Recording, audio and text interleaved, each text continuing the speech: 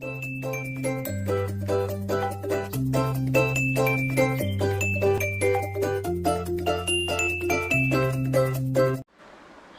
Friends, एक बार फिर स्वागत है आपका लॉगआउट एकेडमी चैनल पर। तो दोस्तों, टारगेट 746 सीरीज का आज ये 4th पार्ट है और इसमें भी हम रोज़ की तरह 30 मोस्ट इम्पोर्टेंट क्वेश्चंस की चर्चा करने वाले हैं। तो जो भी नए मित्र चैनल से जुड़े हैं या जो भी नए व्यूवर हमारे इस चैनल से जुड़े हैं, उनको मैं बता दूं कि हमारी एक सीरीज़ चल रही है जिसका नाम है टारगेट 746 सीरीज। और इस सीरीज़ के तहत दोस्तों हम रोज़ रात 8 बजे आपके लिए उत्तराखंड के 30 मोस्ट इम्पोर्टेंट क्वेश्चन लेके आते हैं, जो आगामी उत्तराखंड के एग्ज़ाम के लिए और जो 31 अक्टूबर को एग्ज़ाम होने वाला है 746 पदों के लिए, उस एग्ज़ाम के लिए काफ़ी महत्वपूर्ण साबित होने वाला है, क्योंकि उस एग्ज़ाम में काफ़ी सारे क्वेश्चन आपको हमारे इस प्रैक्टिस सेट से देखने को मिल सकते हैं। तो दोस्तों, जुड़िए हमारे 746 सीरीज़ से, जो कि आपको रोज़ रात 8 बजे मिलेगी हमारे यूट्यूब चैनल। तो दोस्तों, यूट्यूब चैनल को ज़रूर सब्सक्राइब कर लें। नीचे जो रेड कलर का सब्सक्राइब बटन दिया है उसको ज़रूर प्रेस कर लें और उसके साथ आपको एक बेल आइकन की भी दिखाई देगी, उस बेल आइकन को भी आपको कर देना है प्रेस, जिससे कि आने वाली जो वीडियो है उसका पता आपको सबसे पहले चल सके। तो दोस्तों, कुछ काम पड़ गया था जिस कारण मैं वीडियो अपलोड नहीं कर पाया, उसके लिए क्षमा प्रार्थी हूँ। तो समय न गंवाते हुए दोस्तों, आज की सीरीज़ को शुरुआत करते हैं और 30 मोस्ट इम्पोर्टेंट क्वेश्चन की यहाँ पर चर्चा करते हैं। ठीक, तो सबसे पहला क्वेश्चन हम लेते हैं आज की सीरीज़ से। तो पहला क्वेश्चन यहाँ पे पूछा गया है कि किस विद्वान ने देवनागरी लिपि के स्थान पर रोमन लिपि स्वीकार करने का सुझाव दिया था। ठीक, तो हमारी जो लिपि है वो कौन सी है? देवनागरी लिपि, यानी कि हिंदी की जो लिपि है देवनागरी लिपि है, लेकिन उसके स्थान पर रोमन लिपि स्वीकार करने का सुझाव इनमें से किसने दिया था? क्वेश्चन ये पूछा गया है। ऑप्शन है ए महात्मा गांधी, बी है काला कालकेलकर और सी है सुनीता कुमार चटर्जी और डी है आपका विनोबा भावे। तो ऑप्शन सी एकदम यहाँ पे राइट हो जाएगा, सुनीति कुमार चटर्जी, जिन्होंने देवनागरी लिपि के स्थान पर रोमन लिपि स्वीकार करने का सुझाव दिया था। ठीक, और सुनीति कुमार चटर्जी जो है, उन्होंने जो आपका कुमाऊनी भाषा है, ठीक, जो कुमाऊनी भाषा है उसकी उत्पत्ति जो मानी है खस और दरद से। ठीक, कभी क्वेश्चन पूछ लिया जाए कुमाऊनी भाषा की उत्पत्ति खस या दरद से किसने मानी है, तो सुनीति कुमार चटर्जी ने कहा है कि जो कुमाऊनी भाषा है उसकी उत्पत्ति खस या दरद से हुई है। ठीक, अगला क्वेश्चन लेते हैं। दूसरा क्वेश्चन पूछा गया है क, ग, ज और फ ध्वनियाँ किसकी हैं? संस्कृत की हैं, अरबी फारसी की हैं, अंग्रेजी की हैं या हिंदी की हैं? ठीक, तो क, ज और ग और फ जो ध्वनियाँ हैं वो हैं आपकी अरबी फारसी की। अधिकतर शब्द आपको जो क, ग, ज या फ से मिलेंगे वो अरबी और फारसी के मिलेंगे। तो ऑप्शन बी यहाँ पर एकदम राइट हो जाएगा। अगला क्वेश्चन लेते हैं, थर्ड क्वेश्चन। तो थर्ड क्वेश्चन है कामता प्रसाद गुरु ने बाह्य प्रयत्न के अनुसार व्यंजनों के कितने भेद माने हैं? तो कामता प्रसाद जो हैं, उन्होंने बाह्य प्रयत्न के आधार पर व्यंजनों के माने हैं 2 भेद। ठीक, तो ऑप्शन डी यहाँ पर सही हो जाएगा। ठीक, तो वैसे अगर देखा जाए हिंदी में, तो बाह्य प्रयत्न के अनुसार जो व्यंजन होते हैं वो होते हैं आपके 4 प्रकार के। ठीक, इसमें एक तो होता है घोषत्व के आधार पर, और एक होता है आपका प्राणत्व के आधार पर। घोषत्व के आधार पर आपके 2 होते हैं, सघोष और अघोष। इससे भी काफ़ी क्वेश्चन पूछे जाते हैं एग्जाम में। प्राणत्व के आधार पर भी 2 होते हैं, अल्प प्राण और महाप्राण। आपको व्यंजन दे देगा, पूछेगा भाई अल्प प्राण है या महाप्राण है, या पूछ लेगा सघोष कौन सा है, अघोष कौन सा है। ठीक, तो ये आपको ज़रूर याद करने हैं। और कामता प्रसाद गुरु ने केवल 2 बताए हैं, लेकिन वैसे कितने होते हैं? 4 होते हैं, घोषत्व के आधार पर और प्राणत्व के आधार पर, सघोष, अघोष और अल्प प्राण, महाप्राण। अगला क्वेश्चन लेते हैं, चौथा क्वेश्चन। उड्डयनम का संधि विच्छेद होगा। ठीक, तो उड्डयनम का जो संधि विच्छेद होगा वो आपको सही संधि विच्छेद ढूंढना है उड्डयनम का। तो पहला है इसमें उत्धन डयनम, बी ऑप्शन दिया हुआ है उत्धन डयनम, सी है उड्धन अयनम और डी ऑप्शन दिया हुआ है उड्धन डयनम। तो सही जो हो जाएगा वो हो जाएगा ऑप्शन ए, उत्धन डयनम। तो उट्डयनम का सही संधि विच्छेद क्या होगा? उत्धन डयनमन। अगर आपने व्यंजन संधि के नियम पढ़े हैं तो आप आसानी से कर लेंगे। अगला क्वेश्चन लेते हैं, 5वां क्वेश्चन। शुद्ध शब्द है तो शुद्ध शब्द एक शब्द लिखा हुआ है यहाँ पे जिजीविषा। तो आपको शुद्ध बताना है कि कौन सा सही पूर्ण रूप में शुद्ध लिखा हुआ है। ए ऑप्शन में कुछ इस तरह से लिखा हुआ है जिजीविषा और बी में ऐसा लिखा हुआ है सी और डी। तो पांचवे का जो होगा ऑप्शन बी एकदम सही हो जाएगा, क्योंकि ये क्वेश्चन पहले भी पूछ लिया गया है उत्तराखंड के एग्जाम में। ऑप्शन बी एकदम यहाँ पे राइट हो जाएगा, जीविषा को इस तरह से लिखा जाता है। ठीक, अगला क्वेश्चन लेते हैं। छठा क्वेश्चन पूछा गया है रातों रात शब्द में समास है। कौन सा समास है रातों रात में, ये पूछा गया है। तत्पुरुष है, अव्ययीभाव है, कर्मधारय है या द्वंद्व समास है। तो 6 का जो हो जाएगा वो हो जाएगा बी, अव्ययीभाव समास। ठीक, तो अव्ययीभाव समास में क्या होता है, पूर्व पद प्रधान होता है और जो संपूर्ण पद होता है वो अविकारी होता है या अव्यव होता है, यानी कि उसको तोड़ नहीं सकते हैं। तो रातों रात जो है वो अव्ययीभाव समास है। बी ऑप्शन एकदम सही। 7वां लेते हैं क्वेश्चन। अथ का यहाँ पे विलोम पूछा हुआ है। अथ का विलोम अथक होगा, पृथक होगा, इति होगा या अति होगा। तो अथ का जो विलोम होगा वो ऑप्शन सी हो जाएगा। इति जो होता है वो अथ का विलोम होता है। तो 7 का सी ऑप्शन यहाँ पे सही हो जाएगा। 8वां क्वेश्चन लेते हैं। नित प्रति पुनयोई ही रहे आनन ओप उजास में कौन सा अलंकार है। नित प्रति पुनयोही ही रहे आनन ओप उजास में कौन सा अलंकार है पूछा गया है। उत्प्रेक्षा, उपमा, अनुप्रास या अतिशयोक्ति अलंकार। तो 8वें का जो होगा उसमें होगा अतिशयोक्ति अलंकार, जहाँ पर क्या होता है, किसी वस्तु हो गई या कोई पदार्थ हो गया, उसका जब हम वर्णन करते हैं उसको बड़ा चढ़ाकर बोलते हैं मतलब, तो वहाँ पे क्या होता है, अतिशयोक्ति अलंकार होता है। तो इस पंक्ति में कौन सा अलंकार है, अतिशयोक्ति अलंकार है। ऑप्शन डी एकदम सही हो जाएगा। 9वां क्वेश्चन लेते हैं। साहित्य लहरी के रचनाकार हैं। तो साहित्य लहरी के जो रचनाकार हैं वो हो जाएंगे आपके सूरदास। ऑप्शन बी एकदम सही हो जाएगा। अगला 10वां क्वेश्चन है। कहानी है एक यारों के यार की लेखिका कौन है। कृष्णा सोबती है। ठीक, तो यहाँ पे इन्होंने क्वेश्चन में ही क्या लिख दिया, आंसर लिख दिया है। अगर क्वेश्चन होना चाहिए था कहानी यारों के यार की लेखिका कौन है। ठीक, तो ऑप्शन दिए हुए हैं कृष्णा सोबती, तो क्वेश्चन में ही आंसर लिख दिया गया है। तो ये आप देख लीजिएगा कि कहानी यारों के यार जो है उसकी जो लेखिका है वो कौन है, कृष्णा सोबती है। अगला क्वेश्चन लेते हैं। 11वां क्वेश्चन।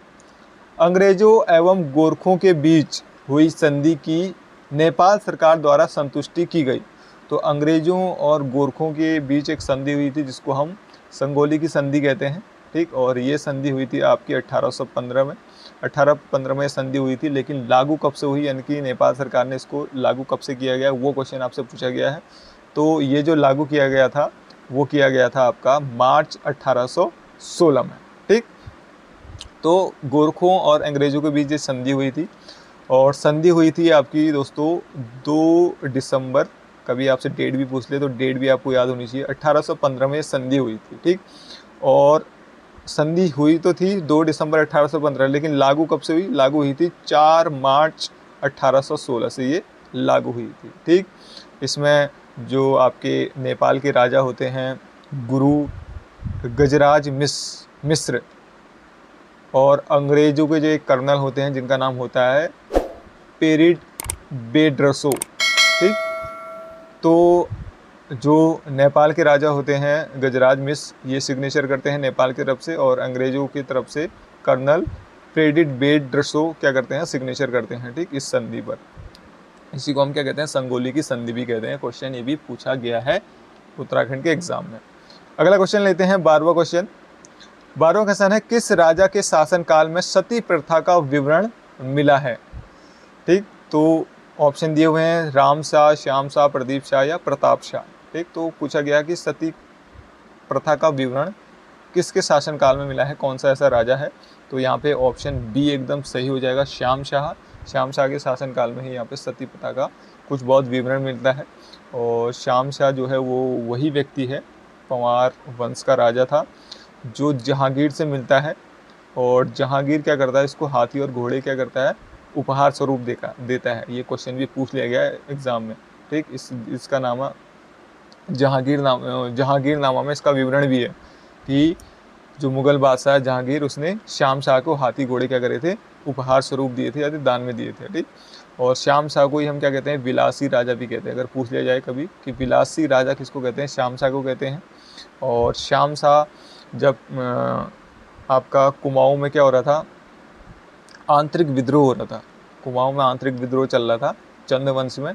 तो उस समय चंद्रवंश का राजा होता है तिरमल चंद। ठीक, तिरमल चंद कहाँ शरण लेता है? श्याम शाह के यहाँ पे शरण लेता है। ये क्वेश्चन भी पूछ लिया जाए। और श्याम शाह ने श्रीनगर में एक श्याम शाही बाग का भी निर्माण करा था। तो काफ़ी क्वेश्चन बनते हैं यहाँ पर। पवार वंश हो गया, चंद्रवंश हो गया। तो धीरे धीरे जितने भी मोस्ट इंपोर्टेंट क्वेश्चन हैं वो हम सीरीज में ऐड करते जाएंगे। बस आप सीरीज को देखते रहिए। अगर वीडियो अच्छा लग रहा है तो दोस्तों लाइक भी करें, शेयर भी करें। 13वां क्वेश्चन लेते हैं। पूछा गया है उत्तराखंड में सीतावनी पर्यटन जोन कहाँ है? रामनगर में, अल्मोड़ा में, लाखा मंडल में या हरिद्वार में? ठीक, तो उत्तराखंड में सीतावनी जो पर्यटन जोन है वो है आपका रामनगर में। ऑप्शन ए एकदम सही हो जाएगा। 14वां क्वेश्चन है महरूड़ी कस्तूरी मृग अनुसंधान केंद्र कहाँ है? तो महरूड़ी हो जाएगा आपका पिथौरागढ़ में। ऑप्शन डी एकदम सही हो जाएगा, 14 का डी। अगला क्वेश्चन लेते हैं। मुक्तेश्वर पशु प्रयोगशाला की स्थापना हुई थी। ठीक, तो पशु प्रयोगशाला जैसे कि आपको बताया कहाँ है? मुक्तेश्वर में है। अब इसकी स्थापना पूछ ली गई कि स्थापना कब हुई थी? 1857 में, 1885 में, 1900 में या 1993 में? तो आपका 15 का हो जाएगा डी, 1993 में हुई है मुक्तेश्वर पशु प्रयोगशाला की स्थापना। 16वां क्वेश्चन है पंडित नैन सिंह पर्वतारोही हैं, सर्वेयर हैं, मजदूर नेता हैं, यात्री हैं? तो पंडित नैन सिंह जो हैं वो हैं सर्वेयर। ठीक, सर्वे करने वाले यानी कि जो सीमाओं को नापते हैं वो थे कौन? पंडित नैन सिंह। 16वां का बी ऑप्शन सही हो जाएगा। 17वां क्वेश्चन लेते हैं। निम्न में से कौन राष्ट्रीय आय का आकलन करने की विधि नहीं है? तो राष्ट्रीय आय का आकलन करने की विधि नहीं है कौन सी? इसमें व्यय विधि, उत्पादन विधि, आय विधि या आय विधि। ठीक, तो यहाँ पर आपका व्यय विधि से तो राष्ट्रीय आय निकाल सकते हैं, उत्पादन विधि से भी हो सकता है, आय विधि से भी हो सकता है, लेकिन सी ऑप्शन जो है वो एकदम सही हो जाएगा इसके लिए। आव्यूह विधि जो है उससे राष्ट्रीय आय की गणना नहीं हो सकती है। तो ऑप्शन सी एकदम यहाँ पर राइट हो जाएगा, 17 का सी हो जाएगा। 18वां क्वेश्चन अंतर्राष्ट्रीय ओलंपिक दिवस मनाया जाता है। ठीक, तो अभी हाल ही में ओलंपिक समाप्त हुए हैं। ठीक, तो ओलंपिक दिवस जो मनाया जाता है वो मनाया जाता है आपका 21 जून को। ऑप्शन ए एकदम सही हो जाएगा। अगर आपसे कभी पूछा जाए कि ओलंपिक की जो शुरुआत हुई थी वो कब हुई थी, तो सबसे पहले जो ओलंपिक की शुरुआत हुई थी वो हुई थी 1896 में।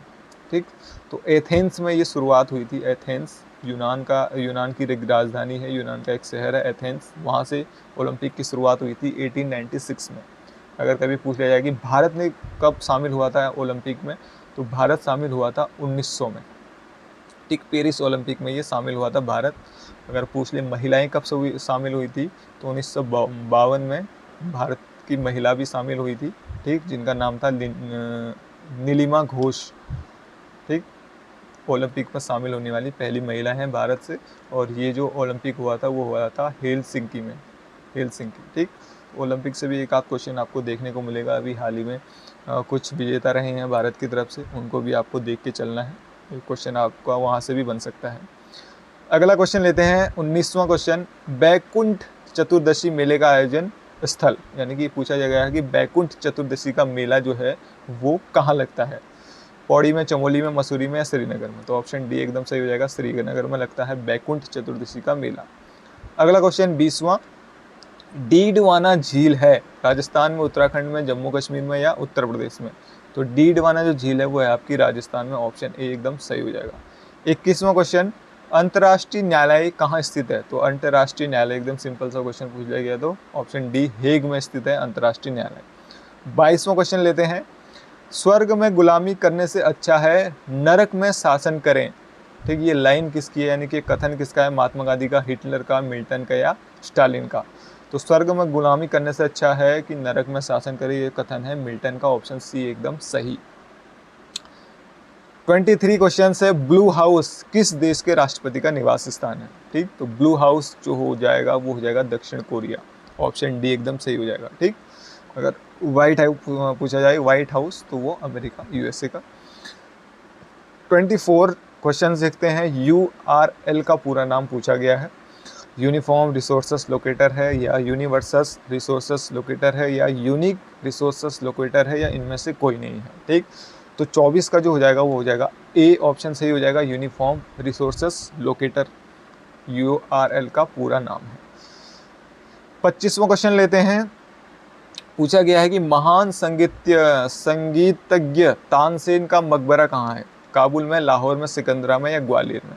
ठीक, तो तानसेन का जो मकबरा है वो है आपका ग्वालियर में। ऑप्शन डी एकदम यहाँ पर क्या हो जाएगा, बिल्कुल सही हो जाएगा। ठीक, अगर बात करें तानसेन की, तो तानसेन जो को था वो अकबर का संगीतकार था, यानी कि अकबर के जो 7 रत्न थे उसमें से एक था ये तानसेन।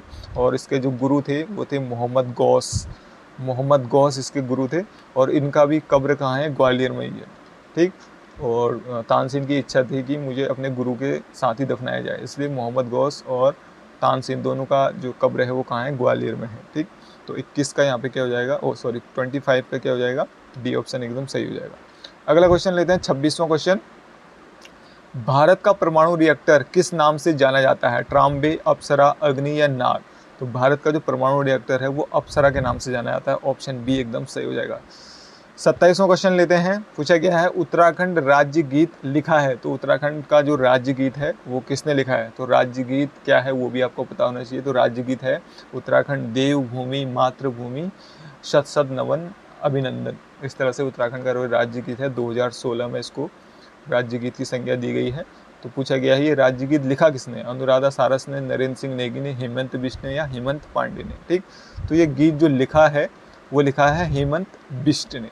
अगर पूछा जाए गीत गाया किसने है, तो नरेंद्र सिंह नेगी ने गाया है और अनुराधा सारस दोनों ने मिलकर ही गाया है। 2016 में इसको राज्य गीत की संज्ञा दी गई है। राज्य गीत है आपका क्या, उत्तराखंड देवभूमि मातृभूमि शत शत नमन अभिनंदन। अगला क्वेश्चन लेते हैं, 28वां क्वेश्चन। 28वां क्वेश्चन है, सर्वप्रथम टिहरी बांध विरोध समिति के अध्यक्ष थे। तो सबसे पहले टिहरी बांध के लिए एक विरोध समिति बनी थी। पूछा जा रहा है कि उस विरोध समिति के अध्यक्ष कौन थे। वीरेंद्र सकलानी थे, विद्यासागर नौटियाल थे, सुंदरलाल बहुगुणा थे या ये सभी थे।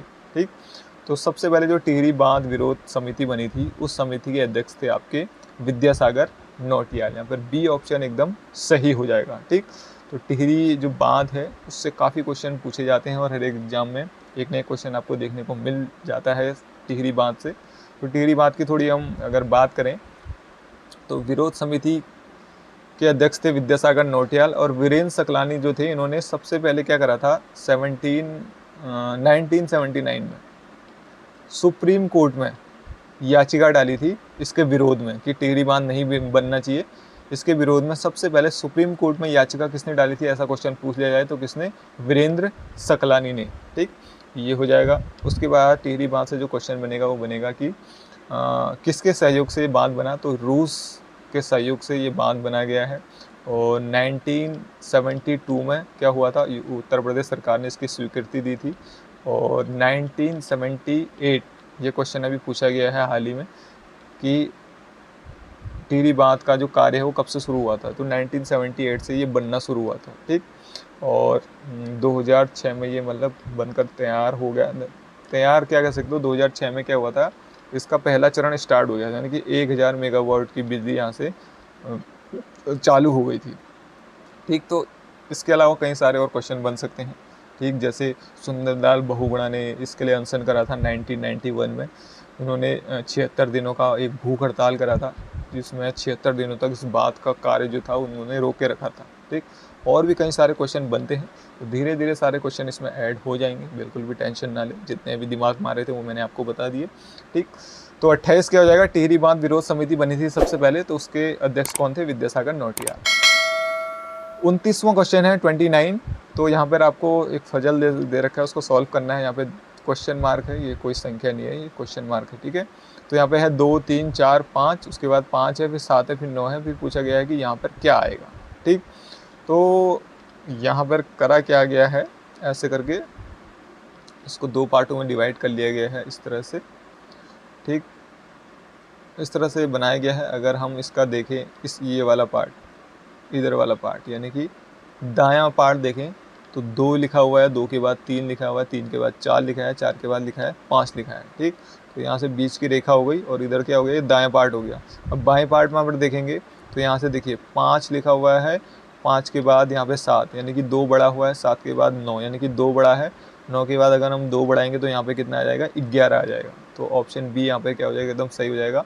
तो यहाँ पर क्या आ जाएगा, 11 आ जाएगा। ठीक, तो 11 ऑप्शन एकदम सही। देखो, रीजनिंग के जो क्वेश्चन होते हैं उत्तराखंड में जो पूछे जाते हैं ग्रुप सी वाले एग्जाम में, बिल्कुल ही इजी क्वेश्चन पूछे जाते हैं, बहुत ही आसान होते हैं। बस थोड़ा सा आपको दिमाग लगाना है और क्वेश्चन को ध्यान से पढ़ना है। ठीक, तो आपके 4 से 5 नंबर कहीं नहीं गए।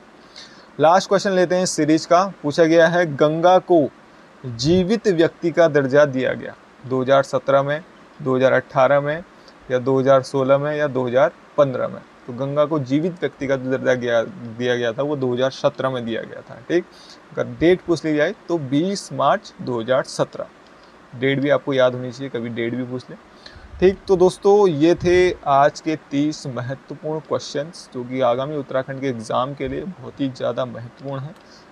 ज़रूर आपको क्वेश्चन देखने को मिलेंगे हमारी सीरीज़ से। 31 अक्टूबर तक ये सीरीज़ चलने वाली है दोस्तों।